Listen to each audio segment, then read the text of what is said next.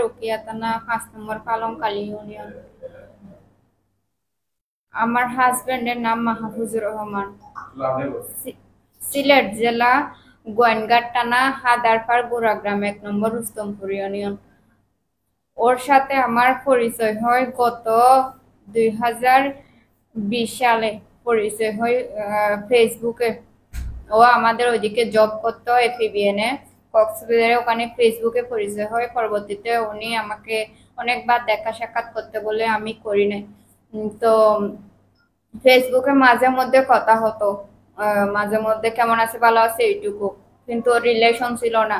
তো পরবর্তীতে 2021 সালে আমি রাঙ্গামাটি সরকারি মহিলা কলেজে ইন্টারে ফার্স্ট ইয়ারে ভর্তি হয়।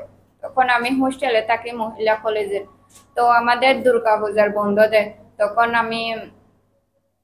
ও আমার এখানে আসে, ঢাকা থেকে রাঙ্গামাটিতে আসে। তখন ও ঢাকাতে এসপিবিএন 1 ছিল মোহাম্মদপুরে বসিলাতে। ওখানে ও আমাকে এখানে আসে কলেজ থেকে দেখা করবে বলে, বের হতে বলে। তা আমি দেখা করার জন্য বের হয়। ওখান থেকে ও আমাকে ব্ল্যাকমেল করে, অনেক ধরনের গিয়া করে, আমার সাথে ছবি তুলে, এগুলা নিয়ে অনেক ধরনের গিয়া করে, ব্ল্যাকমেল করে। তো ব্ল্যাকমেল করে গিয়া করে ওর সাথে আমাকে ঢাকা নিয়ে যায়। হাতিঝিলে নিয়ে যায়। ও রাতে ওর একটা মামার বাসা, আপন মামা, হাতিঝিল মগবাজার মধুবাগে, ওনার বাসায় নিয়ে গিয়ে 3 দিন আটকে রাখে। আমার কলেজ কর্তৃপক্ষও জানতো না, আমার ফ্যামিলিও জানতো না। তো না জানার পরে ও আমার মোবাইলটাও নিয়ে নেয়, বলে যে আমি যা বলবো তা শুনবা, নয়তো বা তুমি কক্সবাজারের মেয়ে ইয়া বানিয়ে তোমাকে সালাম দিয়ে দিব, অনেক ধরনের হুমকি টামকি দেয়। তা আমি বই পাইছি, আমার মোবাইলটা নিয়ে নিছে, আমি কারোর সাথে যোগাযোগ করতে পারি নাই।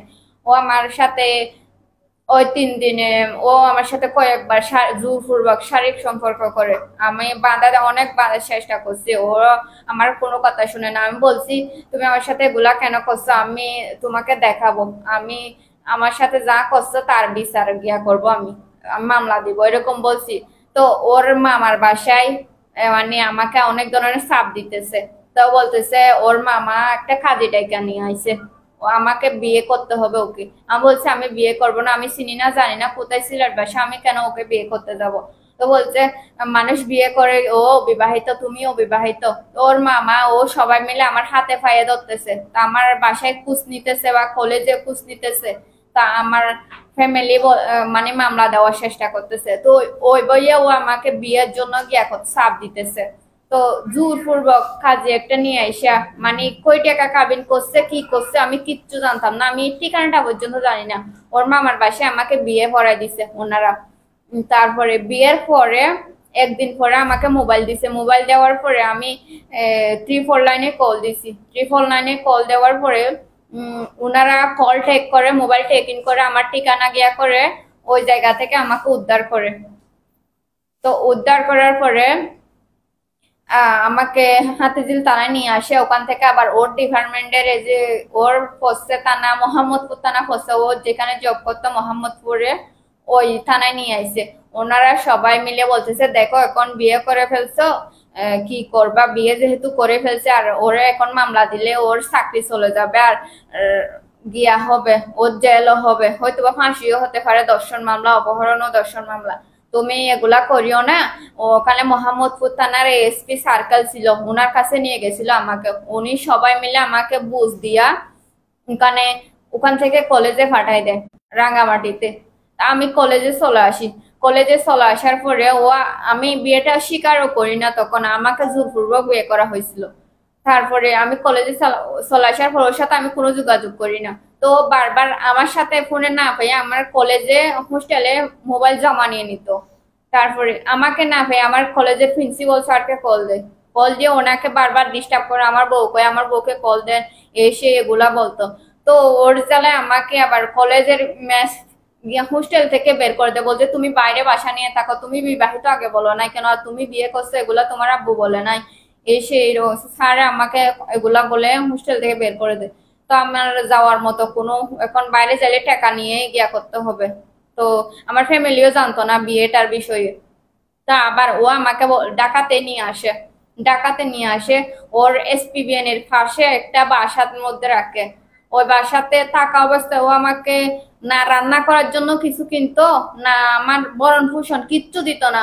জাস্ট ওখানে মেস থেকে এক বেলা, বেশি যদি যেদিন আনে ওই দিন 2 বেলা ভাত আনতো, এছাড়া কিচ্ছু দিত না। তার মধ্যে অমানবিক নির্যাতন করতো, মারধর করতো, অনেক ধরনের মানে মানসিক ভাবে নির্যাতন করতো আর শারীরিক ভাবেও নির্যাতন করতো। তা আমি বারবার গুলা আমাকে যখন মারধর করতো আমি তখন গিয়া করতে না পেরে মোহাম্মদপুর থানার মধ্যে আবার অভিযোগ দিই। অভিযোগ দিতে চাইলে ওনারা আবার ওরে ডাইকা মিটমাট করে দেয় উসি স্যার, ওরে ডাইকা মিটমাট করে দেয়, বলে যে চাকরি করতেছে, চাকরির সমস্যা হবে, কি করবে, মিটমাট হয়ে যাও আর মারবে না, এরকম বলে বারবার একই কাজই করে। তো আমি ওর নামে মামলায় করতে চাইছিলাম তখন, কিন্তু আমি হাজব্যান্ড পরবর্তীতে কি করব এখন ও বুঝবে ওইটা ভেবে তখন থেকে অমানবিক নির্যাতন সহ্য করে আমি ওর সংসার করতেছি। তো এক পর্যায়ে ঢাকাতেও আমাকে ওই বাসাতে ফাঁসি দিতে চাইছিল। ওখানের লোকেরা একটা মহিলার ওইটা টিনের বাসা ছিল, একটা মহিলার টিনের ফাঁক থেকে যখন ও আমার মারতেছে তখন দেখছিল। দেখার পরে টিনের ফাঁক থেকে উনি লোকজন জড়ো করছে, জড়ো করার পরে উনি ওখান থেকে আমাকে বাঁচাইছে। ও আমাকে খাটের উপরে, ওখানে ফ্যান ছিল, ফ্যানের উপরে ফাঁসি দেওয়ার জন্য গিয়া করছিল। তারপর ওখান থেকে আবার আমাকে পাঠাই দে, ওগুলা গিয়া যখন লোকজন যখন ওর অফিস, তখন আমাকে আবার কলেজে পাঠাই দেয়। কলেজের এখানে আমি মেসে থাকি। আবার 1-2 মাস পরে আবার নিয়ে আসে, আবার বাসা নিয়ে রাখে। রাখার পরে ওখানেও মারধর করতো, নির্যাতন করতো। আপনি সিলেটে পাইলা কবে বা সিলেটে আপনি কি একটা প্রোডাক্টগুলো নিয়ে এটা একটু এবং আপনার গার্জিয়ান দা সিলেটে কিভাবে আসলেন, সিলেটে কেন আসলেন, আর আপনার যার হাজবেন্ড কথা বলছেন উনি কোথায়? ও আছে হবিগঞ্জ বাহুবলতানায় আছে। গ্রামের বাড়ি কোথায়?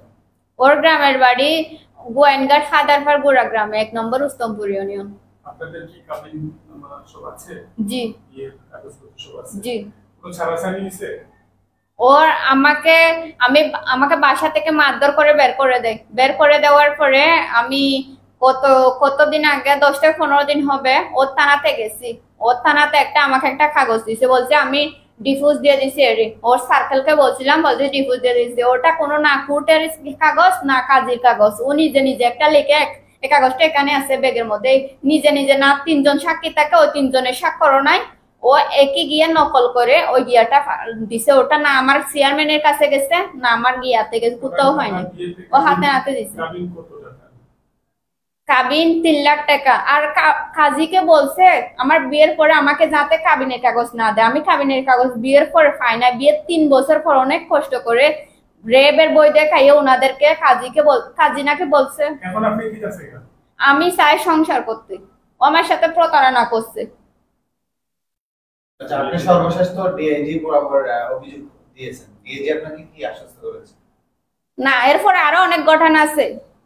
ডিআইজি বরাবর সিলেট আসার পরে জি ডিআইজি বরাবর অভিযোগ দিয়েছেন। ডিআইজি বরাবর অভিযোগ দেওয়ার পর উনি আমাকে আশ্বাস দিছে বিচার করবে, কিন্তু বিচার করে নাই। গত 2 মাস হয়ে গেছে ওনাদেরকে অভিযোগ, আমাকে বাসা থেকে বের করে দেওয়ার পরে অভিযোগ দিছি, কিন্তু ওনারা বিচার করে নাই। ওনারা আশ্বাস দিছে, আমাকে সান্ত্বনা দিছে এইটুকু। জি, আমি ওনাদের চেয়ারম্যানকে একাধিকবার এগুলা জানাইছি। ওনারা চেয়ারম্যান বলে যে ও বেপরোয়া, কথাবার্তা শুনে না, ওর ফ্যামিলিও কথাবার্তা শুনে না, তুমি আইনত ব্যবস্থা নাও, আমি কিছু করতে পারবো না। আর একবার 3 বছর আগে, গত বিয়ের 1 বছর পরে ওনাদের বাসায় উঠছিলাম, মানে তখনও তুলতেছে না। ওই যে ভাইস চেয়ারম্যান ফারুক ছিল যিনি, আর উনি শাহাবুদ্দিন চেয়ারম্যান, 2 জন মিলে জোরপূর্বক ওনাদের বাসায় আমাকে তুলে দিছে। তখন 7-8 দিন থাকার পরে আমার হাজবেন্ড বলতেছে আমি অসুস্থ, এখন রান্না খাইতে পারতেছি না, তুমি চলে আসো ঢাকাতে, আমি অনেক অসুস্থ, অনেক খারাপ অবস্থা, আমার ডেঙ্গু হয়েছে। ওইরকম বলে আবার আমাকে নিয়ে যায়, বলছে আবার তোমাকে আমি কয়েকদিন পর আবার বাসায় পাঠাই দিব। এরপর থেকে আর আমাকে বাসায় না ঢুকতে দেয়, না গিয়া করতে দেয়। আমি যদি বাসায় আসি আমাকে মারধর করে বের করে দেয় ওর ভাই আর ওর চাচারা। আপনি সিলেট বিভাগীয় ডিআইজি সাথে যেভাবে যোগাযোগ করছেন, হবিগঞ্জে এভাবে কোনো বাউল? জি জি, ওনাদের সার্কেল আমি বিষয়টা জানাইছি। উনি বলতেছে ও যদি মহিলা কনস্টেবল যদি রিলেশন করে বা বিয়ে করে ফেলে, তুমিও কক্সবাজার থেকে একটা ছেলে দিয়ে কথা, এটা তো কথার মধ্যে যুক্তির মধ্যে পড়ে না।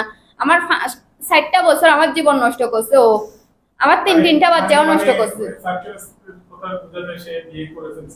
আমি যতটুকু জানি এখানে আমি আইছিলাম, ও বিয়ে করছে এটা শুনছি, মহিলা কনস্টেবল, মানে ও বাসার মধ্যে মোবাইল নিয়ে যাইতো, ছোট মোবাইলটা একটা সিম, ওর আছে 5টা সিম, ওটা বড় মোবাইল নিয়ে যাইতো না।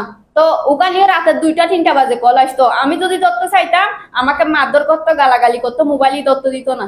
আর আমি যতটুকু জানি ও একটা মহিলা কনস্টেবল মেয়ে বিয়ে করছে, এটা বাইরে বাসায়ও নিয়ে আইছে, ওদের বাসায়, ওর মামার বাসায় থেকে শুনছি মেয়েটাকে এখানে নিয়ে আসা হয়েছে। এখন আপনি কি চাচ্ছেন?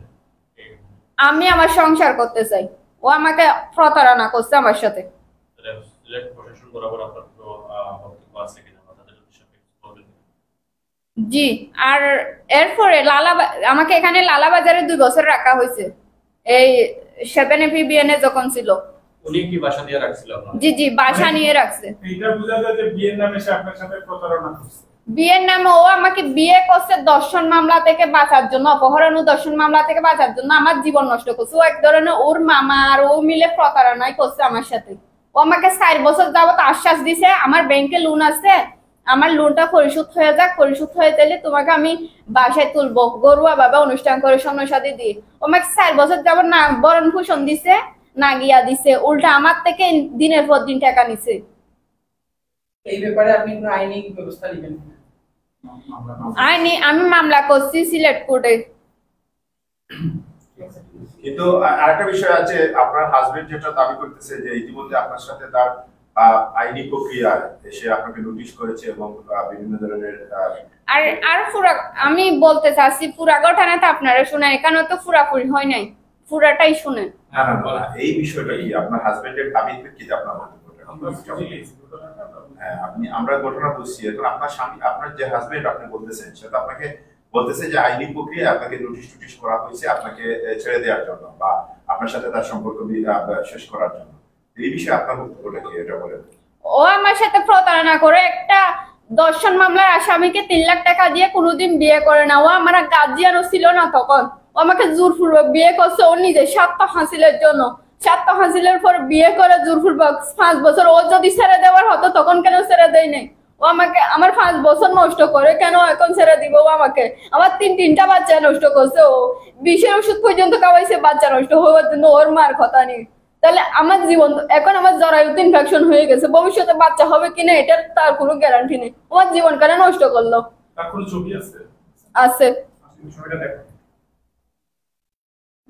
আমাদের পরামর্শ হলো আপনি আইনি প্রক্রিয়ায় এইসব সমস্যার সমাধান করুন। মিডিয়া আমরা প্রেস দিয়ে আমরা আপনার পক্ষে আপনারা জুম করে দেখুন, সামনে আসুন। সামনে মোবাইলে সময় বলতে বলে আপনারা তার কাছে তো সামনে আসুন।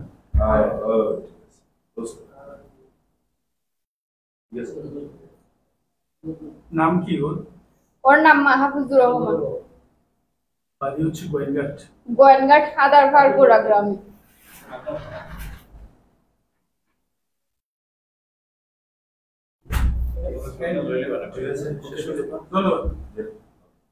না, পুরো ঘটনা তো বলা হয় না, শেষ করলে তার হবে না।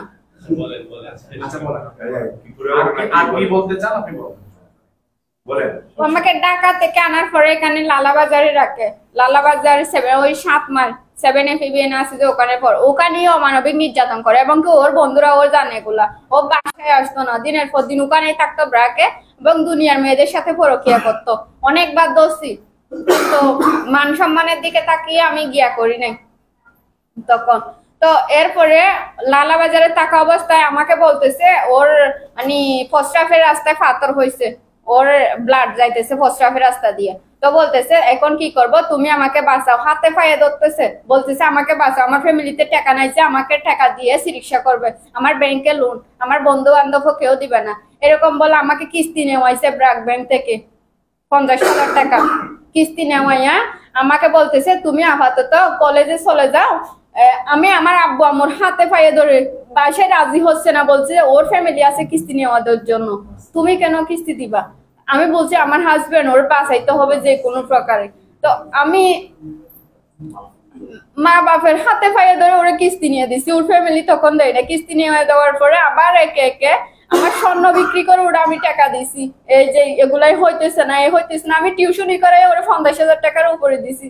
সবকিছু খাইয়া তখন থেকে মানে লালাবাজারে যখন আমাকে বাসায় পাঠাই দেয় শেষে, তখন থেকে ও আমার মানে খোঁজ খবর নিত না। 15 দিন 1 মাস পরে আমাকে কল দিত, একটানা 6 মাস পরে বাহুবল পোস্টিং হওয়ার পরে ও আমাকে বাসাতে নিয়ে যায়, ওখানেও নির্যাতন করে অমানবিক। তারপরে নির্যাতন করার পর এগুলো তো আমি সবকিছু সহ্য করছি, আমাকে জীবনেও বলতে পারবে না একটা কাপড় দিছি বা 10 টাকা দিয়ে একটা জিনিস কিনে দিছি 4 বছর, ও বলতে পারবে না আমার টাকা দিয়ে ও সবসময় জিনিস কিনছে, সবসময় ও চলছে। এগুলো সব প্রমাণ, ওর বিকাশ গিয়ে চেক করলে প্রমাণ আসবে, ওর সিম গুলা গিয়া করলে।